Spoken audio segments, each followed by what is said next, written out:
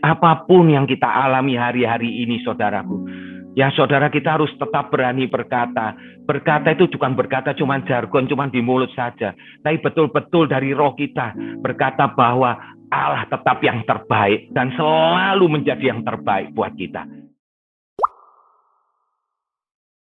Oke, baik saudara yang terkasih, mari kita tundukkan kepala, kita berdoa terlebih dahulu. Bapak Surgawi, terima kasih. Kami sungguh bersyukur kalau malam hari ini kembali Tuhan, kami boleh bersama-sama memuji Engkau, memuliakan Engkau, Tuhan, dalam Zoom prayer malam hari ini. Bapak, terima kasih. Kami tidak akan pernah berhenti mengucap syukur untuk segala kebaikan-Mu, Tuhan. Tangan kasih-Mu tidak pernah meninggalkan kami barang sekejap pun. Terima kasih, Bapak, kalau keadaan kami baik saat ini, sehingga kami boleh hadir bersama-sama. Tuhan, sebentar kami juga akan, Tuhan, mendengar apa yang menjadi isi hati-Mu. Biarlah hamba-Mu boleh menyampaikan dengan Tuhan, dengan lugas ya Tuhan, agar kami semua boleh semakin mengerti apa yang menjadi kehendak-Mu, khususnya di hari-hari yang berat seperti ini ya Bapa. Bapa, kami percaya Engkau tidak pernah jauh daripada kami, tangan-Mu tidak kurang panjang untuk menolong kami, tapi kembali Tuhan, ada bagian kami yang harus kami lakukan. Sebentar kami akan mendengar firman-Mu, kembali kami buka hati kami sungguh-sungguh, kami tidak hanya mau menjadi pendengar, namun setelah kami mendengar, kami mau merenungkan dan kami percaya lewat Roh Kudus-Mu kami akan dimampukan. Bersama dengan Roh Kudus-Mu kami akan dimampukan untuk Tuhan menjalankan apa yang menjadi perintah-Mu buat kami. Sehingga kami tahu Tuhan, penyertaan pemeliharaan-Mu akan menjadikan kami lebih dan lebih lagi. Pelindungan-Mu sempurna atas kami. Terima kasih Bapa, dalam nama Yesus. Mari kita semua siap mendengarkan firman Tuhan, sama-sama katakan amin. Baik, saudara sudah bisa melihat semua ya di layar ya. Sebagaimana kemarin saya ditanya oleh Daniel ini sebagai ya koordinator untuk bikin flyer ya, saudaraku, hari-hari ini kembali saya dibawa Tuhan untuk merenungkan ya dua hal ini ya, dua komponen ini, iman dan kesehatan, mestinya kesehatan tubuh ya. Nah, saudaraku, Tuhan bawa ini ya dalam hati saya. Saya percaya biar ini boleh menjadi berkat ya buat kita semua. Ya, saya tulis di bawahnya itu Miktam Daud. Nah, saya akan ambil contoh ya bagaimana kehidupan Daud memuliakan Tuhan. Ya, kembali kita akan lihat ya. Namun sebelumnya saya akan ya mulai dengan ya satu firman yang saya percaya kita semua sudah kenal dan hari-hari ini pasti banyak kita mendengar ya, terutama di situasi pandemik yang semakin menghebat hari-hari ini ya.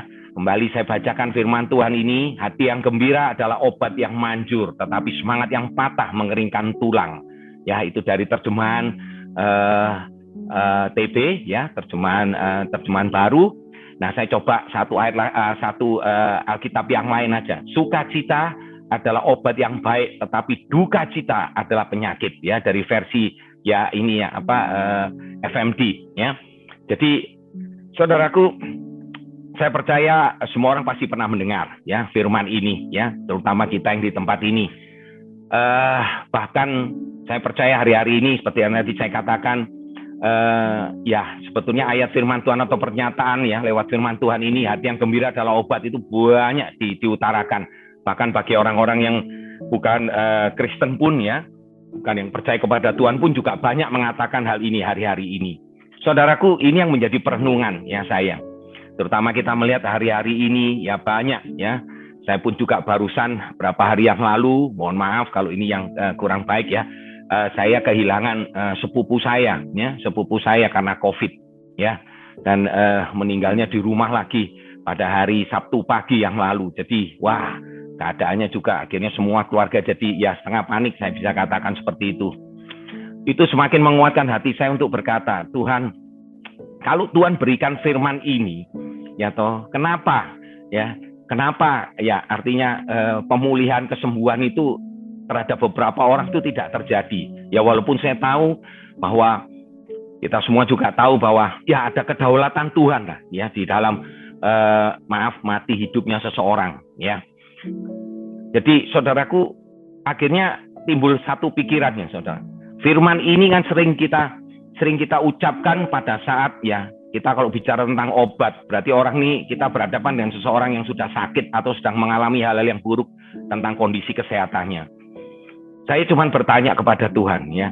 Tuhan, kalau orang sudah sakit, ya kan, bagaimana hatinya bisa bergembira? Ya, maaf ya saudara, kita bicara realita begitu. Saya juga ya, kita tahu ya kita harus beriman, betul. Tapi bagaimana, saya minta faktanya itu pada Tuhan, bagaimana kita bisa bergembira kalau seseorang, kita berhadapan dengan seseorang atau kita sendiri sedang terkapar, ya, sedang kita tidak bisa apa-apa. Ya, bagaimana? Ya saya tahu, ya, kita kadang-kadang kita harus mikir, kita harus paksakan diri untuk diri kita bergembira. Apa betul bisa seperti itu? Ya, lihat terjemahan tadi yang di bawah, sukacita adalah obat yang baik. Bagaimana kita bisa bersukacita dalam keadaan seperti ini?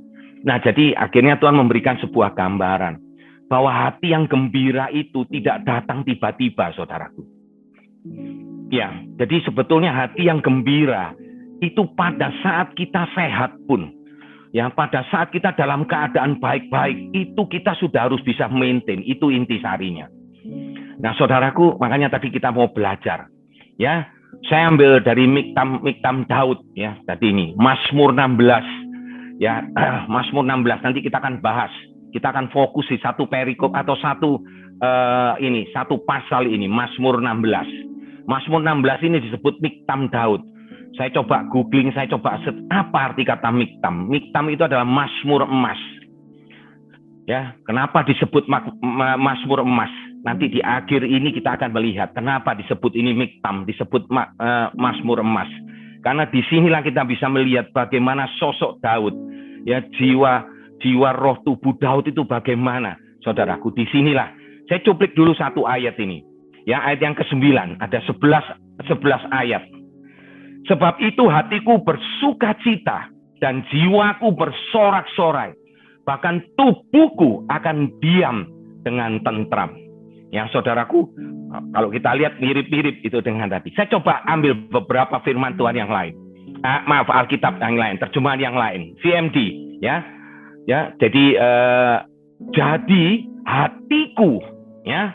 Kita tahu ya saudaraku, hati ini berbicara tentang roh sesungguhnya, berhubungan dengan roh, ya.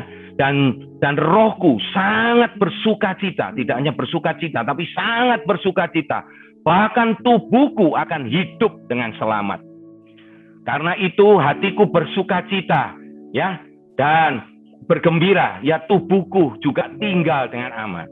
Therefore, ya, itu AYT.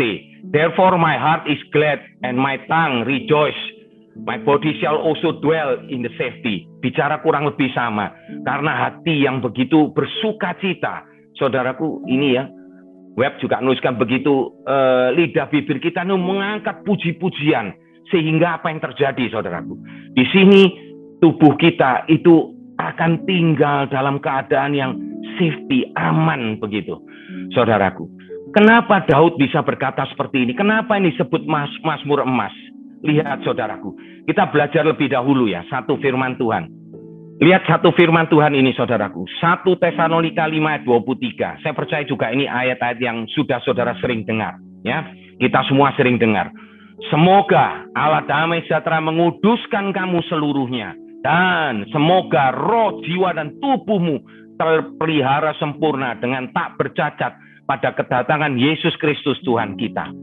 Saudaraku, lihat, ya, sebetulnya ada kerinduan yang luar biasa. Saudaraku, Paulus itu tahu betul, saudaraku. Paulus mengatakan ini kepada jemaat Tesalonika. Dia melihat kerinduan Allah yang dia tahu, dia alami untuk menguduskan kita. Tapi perhatikan di sini ada kata semoga, saudaraku. Ini belum terjadi. Ya, saudaraku, semoga Allah damai sejahtera. Semoga roh, jiwa, tubuhmu terpelihara sempurna. Jadi saudaraku, ya, saya tuliskan di sini, ya. Ini kerinduan Tuhan untuk menguduskan kita, roh, jiwa, dan tubuh kita, ya. Ya, saya tulis di sini trikotomi, ya, saudaraku. Ini juga yang jadi iman kita, ya. Iman GBI. GBI mengenal trikotomi, bukan dikotomi.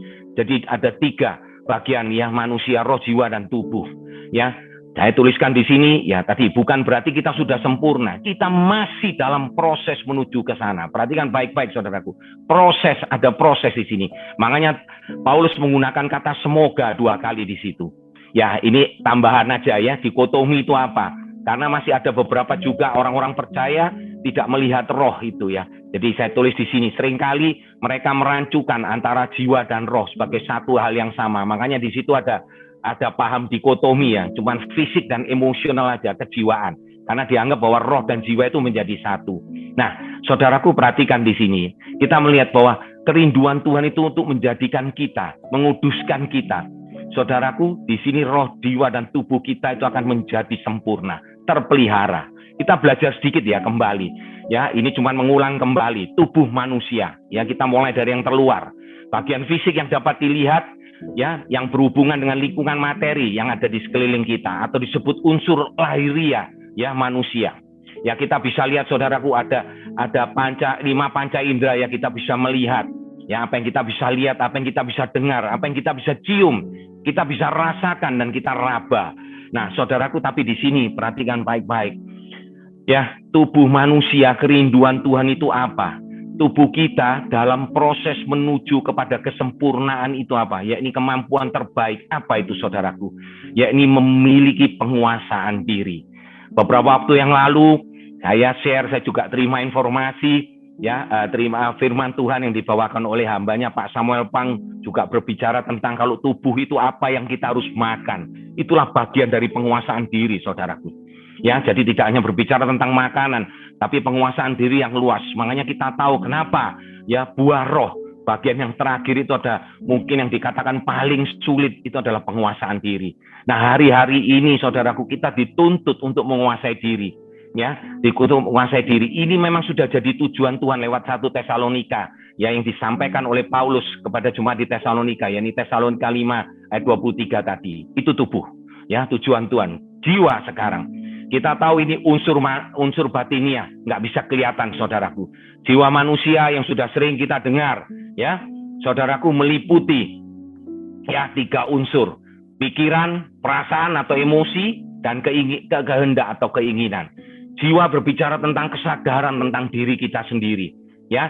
Jadi gabungan 3 hal ini tadi di atas, pikiran, perasaan, kehendak, terjadilah proses yang disebut pembentukan mental kita, yang selanjutnya menjadi kepribadian kita. Nah, apa yang Tuhan rindukan?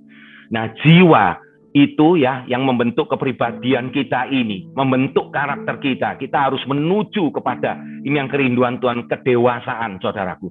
Jadi mau nggak mau kita harus menjadi dewasa, atau dalam hal ini mungkin dengan keadaan saat ini saya percaya ya, kita sedang dipaksa untuk maju kepada kedewasaan. Tapi kita punya pilihan juga yang berkebalikan dengan itu ya, saudaraku. Pernah saya sampaikan ya, moving forward yang beberapa waktu yang lalu, kita bisa milih nggak mau, kita cuma diem aja. Bahkan kita bisa ya, kita misalnya sebagai contoh, kita sekarang dengan mudah seperti saat ini, kita bisa ibadah online. Tapi apakah saudara betul sungguh-sungguh fokus kepada Tuhan pada saat online? Cuma saudara dan Tuhan yang tahu.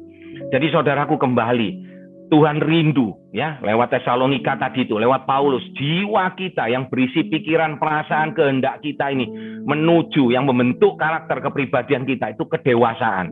Dewasa kita bisa dilihat dari cara berpikir kita, cara kita berasa ya, istilahnya perasaan hati kita, dan cara kita bertindak, saudaraku. Kita bukan orang yang lemah lagi seharusnya ya, yang gampang tersinggung dan lain sebagainya. Di situ letak jiwa. Dan yang terakhir, roh manusia. Ya, ini tentang sebuah prinsip kehidupan manusia. Karena ini yang membedakan manusia. Ya, saya tuliskan di sini, roh atau ruah adalah nafas yang dihembuskan Allah ke dalam manusia dan kembali nantinya kepada Allah. Kesatuan spiritual dalam manusia. Roh adalah sifat alami manusia yang imaterial, ya, kembali, ya, yang memungkinkan manusia berkomunikasi dengan Allah, yang juga adalah roh. Ingat Yohanes 4 ayat 4, kita menyembah Allah dalam roh dan kebenaran, sebab Allah itu roh. Nah, saudaraku, saya cuplik 1 ayat, Yohanes 3 ayat 6. Apa yang dilahirkan dari daging adalah daging, dan apa yang dilahirkan oleh roh, rohnya huruf besar, oleh roh Allah adalah roh kita. Nah, saudaraku, hati adalah pintu masuk kepada roh kita. Apa yang mempengaruhi hati kita akan mempengaruhi roh kita. Jadi saudaraku, kuatkan hati kita sehingga roh kita pun akan menjadi kuat. Nah, apa yang jadi tujuan Tuhan? Ya, lewat Tesalonika itu tadi, roh kita harus semakin kuat, saudaraku, untuk mendapatkan kekuatan ilahi dalam melakukan kehendak Allah. Nah, nanti kita belajar Ketiga hal ini, saudaraku, ya, ketiga hal ini dari tubuh, ya, dari tubuh kita harus punya penguasaan diri, dari jiwa kita harus, saudaraku, kembali ya, tadi jiwa kita harus menuju kepada kedewasaan, dan yang ini roh kita harus semakin kuat ya untuk mendapatkan kekuatan ilahi. Nah, di sini rahasia Daud, saudaraku. Kenapa Daud itu disebut orang yang berkenan kepada Tuhan, walaupun dia pernah melakukan dosa yang sedemikian besar. Saudaraku, di sini saya semakin kagum. Yang berapa kali Bapak Gembala sampaikan tentang hal pribadi Daud, tidak pernah ada habis-habisnya. Kalau Daud ini terus saudaraku, disingkapkan begitu luar biasa pribadi ini. Nah, saudaraku, mari kita masuk kepada Miktam Daud ini, Mazmur 16. Izinkan saya membaca. Ya, saudara, karena nggak bisa dibuka mic-nya, saudara boleh ikut membaca. Ya, tapi saya akan bacakan ayat yang pertama. Jagalah aku, ya Allah, sebab padamu aku berlindung. Aku berkata kepada Tuhan, Engkaulah Tuhanku, tiada yang baik bagiku selain Engkau. Ya, orang-orang kudus yang ada di tanah ini, merekalah orang mulia, ayat 3, yang selalu menjadi kesukaanku. Bertambah besar kesedihan orang-orang yang mengikuti Allah lain. Aku tidak akan ikut mempersembahkan korban curahan mereka yang dari darah. Juga tidak akan menyebut-nyebut nama mereka di bibirku. Ya Tuhan, Engkaulah bagian warisanku dan pialaku. Engkau sendirilah yang meneguhkan bagian yang diundikan kepadaku. Tali pengukur jatuh bagiku di tempat yang permai. Ya, milik pusakaku menyenangkan hatiku. Terjemahan yang lain mengatakan memuaskan hatiku. Aku memuji Tuhan yang telah memberikan nasihat kepadaku. Perhatikan, aku memuji Tuhan yang telah memberikan nasihat kepadaku. Ya, pada waktu malam hati nuraniku mengajar aku. Ini berbicara tentang roh, saudaraku. Nanti ya di belakang kita nanti akan dibahas satu persatu. Ayat ke-8 saya lanjutkan. Aku senantiasa memandang kepada Tuhan karena Ia berdiri di sebelah kananku. Aku tidak goyah. Ya, ayat 9 tadi itu. Sebab itu hatiku bersukacita dan jiwaku bersorak-sorak. Bahkan tubuhku akan diam dengan tentram. Sebab Engkau tidak menyerahkan aku ke dunia orang mati dan tidak membiarkan orang kudusmu melihat kebinasaan, mati kekal ya. Engkau, ayat yang terakhir, Engkau memberitahukan kepadaku jalan kehidupan. Di hadapanku ada sukacita berlimpah-limpah. Di tangan kananmu ada nikmat senantiasa. Saudaraku, mohon maaf. Ya, saudara, kemarin berulang-ulang saya baca dalam hati. Saya nangis, saudaraku. Wow, sedemikian luar biasanya firman Tuhan ini. Sedemikian luar biasanya hati Daud itu memuliakan Tuhan, saudaraku. Saya terpukau. Ya, saudaraku, mari kita bahas. Lihat korelasi antara iman dan kesehatan ini. Lihat saya, saudaraku. Mazmur 16 ini, Mikta Daud ini mengajarkan sungguh-sungguh tentang realita iman. Manifestasi dari iman seorang Daud ini yang kita harus tiru, kita harus teladani, saudaraku. Dan peran iman bagi kebahagiaan kita manusia, ya, termasuk tentunya kesehatan tubuh. Perhatikan ayat yang pertama. Jagalah aku, ya Allahku, sebab padamu aku berlindung. Saudaraku, inilah doa pemazmur, doa Daud, mengungkapkan dengan jelas, saudaraku, imannya terhadap Allah. Ya, terhadap Allah. Imannya senantiasa menyadarkan akan realita kehidupan yang sering tidak bersahabat. Saudaraku, bukankah hari-hari ini keadaan ini tidak bersahabat? Makanya kenapa Daud berkata, jagalah aku, jaga aku, ya Tuhan, jaga aku, sebab hanya kepadamu aku berlindung. Saudaraku, saya cuplik satu pernyataan, satu statement ya dalam buku Norman Wright ini. Ya, bukunya itu berjudul Why did this happen to me? Kenapa itu terjadi padaku? Saudaraku, dikatakan begini, kehidupan penuh dengan hal-hal yang tidak terduga. Ibaratnya meramal yang tidak dapat meramal. Jika kita memahami hal ini, saudaraku, jadi hidup ini ada hal yang tidak terduga, saudaraku. Jika kita memahami hal ini, kita akan sanggup menangani, angin ribut dan berbagai masalah kehidupan yang melemahkan kita dari waktu ke waktu. Saudaraku, saudara tentu tahu Norman Wright ini begitu banyak menuliskan buku. Ya, beliau ini, saya catat beliau ini ya, seorang terapis, seorang konselor, juga seorang edukator ya, atau pendidik, saudaraku. Ya, saat ini beliau melayani di Talbot School of Theology ya. Jadi saudaraku, dia jadi profesor ya tentang yang meneliti atau mengarang, membuat program-program kekristenan, saudaraku, edukasi kekristenan. Jadi saudaraku, dia orang percaya, tapi kalau baca tulisan ini, sepertinya kayaknya dia bukan orang percaya, tapi sesungguhnya di balik ini, dia punya iman yang seperti itu. Nah saudaraku, dengan mengungkapkan ini, kita punya gambaran bahwa dalam kehidupan kita, itu silih berganti yang namanya masalah, namanya pergumulan, namanya saudaraku tekanan hidup, itu pasti akan terjadi. Nah saudara, ternyata dalam firman Tuhan pun sangat jelas Yesus sendiri berkata, ya saya cuplik ayatnya, ya cuman bagian B aja, dalam dunia kamu menderita penganiayaan. Tetapi Yesus berkata, kuatkanlah hatimu, aku telah mengalahkan dunia. Katakan amin saudaraku. Nah disinilah kita tahu saudara, bagaimana Daud yang mengungkapkan imannya itu kepada Tuhan. Ya saudara, tadi saya katakan, saya dorong saudara, baca berulang-ulang Mazmur emas ini. Bila perlu hafalkan saudaraku. Nah yang kedua saudaraku, ya, saya bacakan ayat yang kedua dan ayat kelima. Aku berkata kepada Tuhan, Engkaulah Tuhanku, tidak ada yang baik bagiku selain Engkau. Ayat yang kelima tadi. Ya Tuhan, Engkaulah bagian warisanku dan pialaku. Engkau sendiri, ya, Engkau sendirilah yang meneguhkan bagian yang diundikan kepadaku. Saudaraku perhatikan, iman Daud juga terungkap di dalam kepuasannya, saudaraku, terhadap Allah. Sehingga apapun, perhatikan, apapun yang dialaminya, dia tetap yakin bahwa Allah yang terbaik dan akan selalu menjadi yang terbaik bagi dirinya.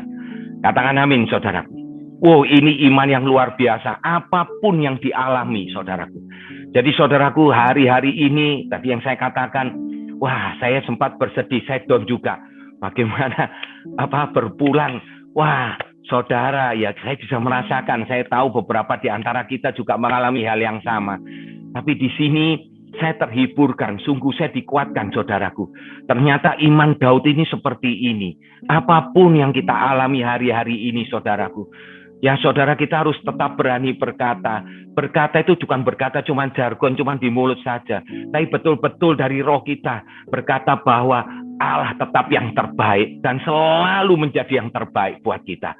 Inilah pujian Daud di ayat 2 dan 5 itu saudaraku. Ini bukti dia mengangkat hal itu. Baik, selanjutnya saudaraku kembali ke ayat 3 ya.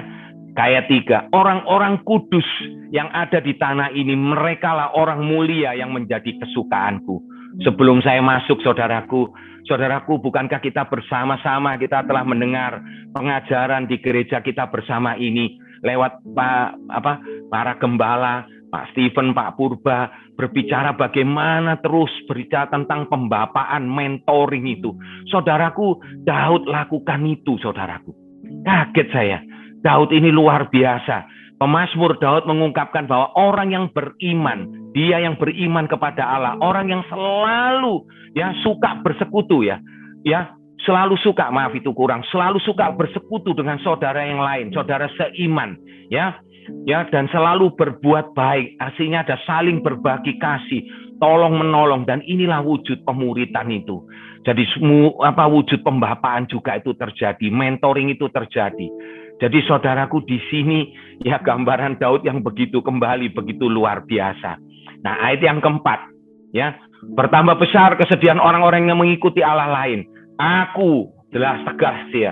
Daud berkata, aku tidak akan ikut mempersembahkan korban curahan mereka yang dari darah, juga tidak akan menyebut-nyebut nama mereka di bibirku.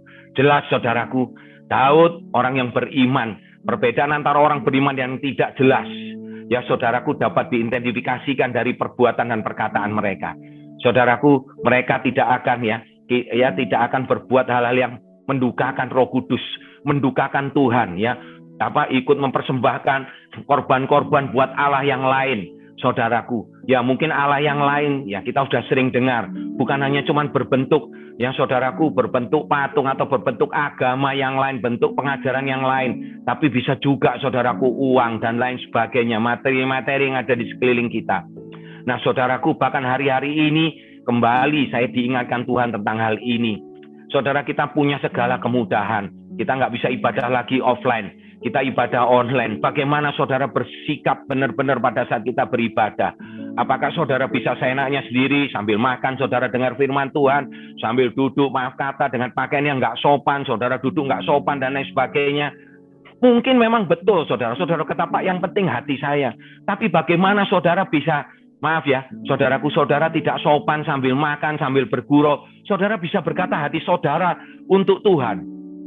Nah itu loh saudaraku, di balik kemudahan yang Tuhan berikan, kita tidak bisa, ya ini juga satu teguran buat saya, ya buat kita semua saudaraku. Jadi jelas beda sekali, ya disinilah perkataan, perbuatan, Daud katakan nggak mau menyebut nama mereka di bibir, ya tidak akan mempersembahkan ya untuk Allah-Allah yang lain, ya ilah-ilah yang lain. Kita hanya fokus kepada Tuhan. Baik, next, ya saudaraku, ayat yang ke-6. Tali pengukur jatuh bagiku di tempat-tempat yang permai. Ya, milik pusakaku menyenangkan hatiku. Tadi yang saya katakan terjemahan yang lain, memuaskan hatiku. Yang saudaraku, iman, ya iman di samping membuat orang percaya puas dengan Allah. Baik, iman juga membuat orang percaya puas dengan kehidupannya. Saudaraku, kalau kita puas dengan kehidupannya, saudaraku, firman Tuhan berkata mengucap syukur dalam segala hal. Saudaraku, pasti itu bisa terjadi dalam keadaan situasi apapun juga, karena kita puas saudaraku. Ya saudara, bukan karena kehidupan kita, saudaraku, oh selalu baik. Tidak, Tuhan nggak pernah berjanji. Alkitab tidak pernah menuliskan bahwa kita orang-orang percaya, anak-anak Tuhan akan selalu hidupnya mulus, semuanya baik. Tidak saudaraku. Makanya di sini saya tuliskan, ini tidak berarti bahwa iman membuat orang cepat puas, sehingga tidak ada niat dan kerja keras untuk terus memperbaiki taraf hidupnya. Namun kepuasan ini akan memampukan orang beriman, ini perhatikan, untuk mensyukuri setiap yang dimiliki dan tidak iri hati terhadap apa yang dimiliki oleh orang lain. Saya highlight di situ. Karena hari-hari ini saudaraku, kembali ya, semua seperti ini kembali. Hari-hari ini Tuhan sedang membentuk kita, memproses saudaraku hati yang adalah jalan menuju kepada roh kita. Ya, saudaraku, ayat yang ke-7. Aku memuji Tuhan yang, ayat yang ke-7. Aku telah memuji Tuhan yang telah memberi nasihat kepadaku. Ya, pada malam hati nuraniku mengajar aku. Ya, hati nurani ini roh juga. Ya, roh kita bersama dengan Roh Kudus itu mengajar. Ya, Tuhan memberikan nasihat lewat Roh Kudus. Roh Kudus itu kepanjangan tangan, penolong yang lain. Melalui imannya, Pemazmur Daud terus-menerus memuji Tuhan dan menerima berkat yang terbaik, saudaraku. Hari-hari ini apa? Berkat yang terbaik itu bukan materi, saudaraku. Ya, yang terbaik itu adalah nasihat, hikmat Tuhan melalui roh kita yang telah dipenuhi dengan Roh Kudus. Saudaraku, bukankah hari-hari ini yang kita cari, saudaraku?